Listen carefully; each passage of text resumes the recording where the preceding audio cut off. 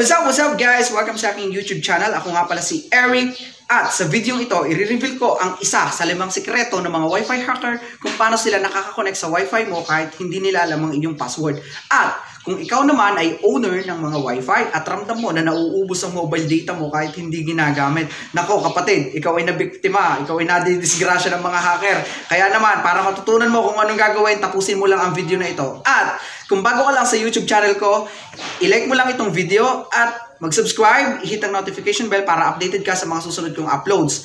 At kung gusto mo naman na ma-shoutout kita sa mga susunod kong video, mag-comment ka lang sa baba nito. So, ano pang hinihintay natin? Simulan na natin to! Goodbye!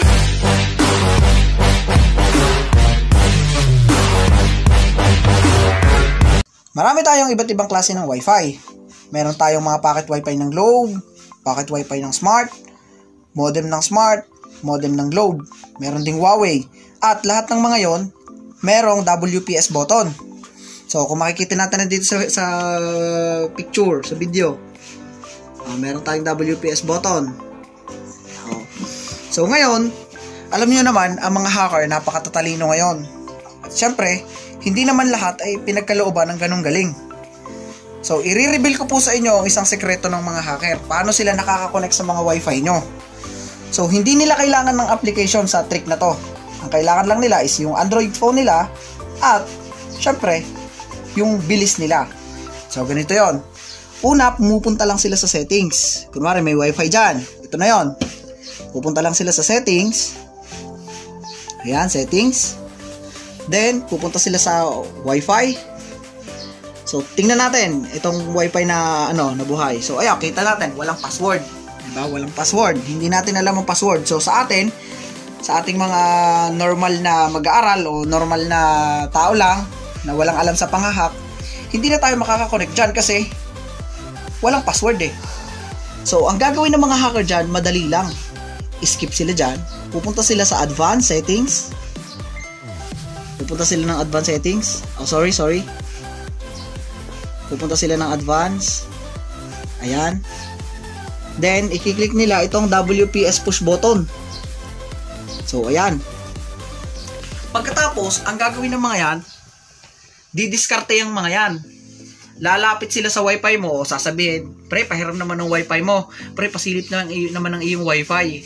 Uy, parang bago yung Wi-Fi mo ha, pahipo naman. Tapos, ang gagawin nila, 1, 2, 3, sa WPS button. Tapos, tingnan mo yung mangyayari sa cellphone. Tingnan natin. Ayun. Connected siya. So, ibig sabihin, hindi ka gumamit ng password. Ayan naglabasan na yung mga notifications. Kasi nga, connected na siya.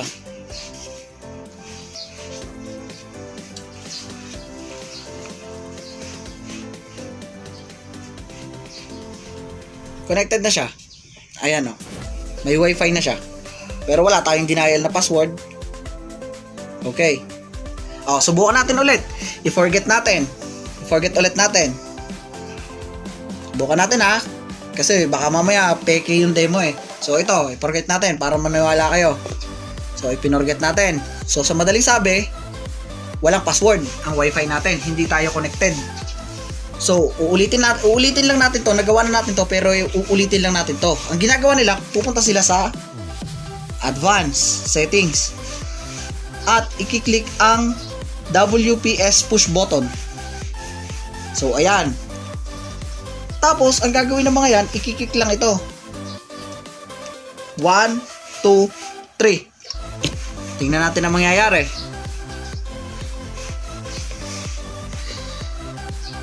Ayan. Naulit lang. So, ibig sabihin, ang trick ng Wi-Fi hacking na to ay talaga namang napaka-legit. Ang trick na to ay napakadali at napaka-basic at talagang 100% legit. So, tingnan natin kung may connection nga. Baka connected nga, tapos wala namang connection. Refresh natin. Refresh natin. Tapos punta tayo ng YouTube. YouTube tayo.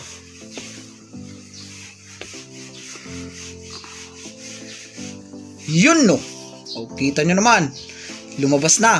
O sige, mag-search tayo ngayon kung meron talagang internet. O, tingnan natin to. Kunwari, ayan o. Yun, nag-loading. Kita naman natin. Hanap tayo na iba.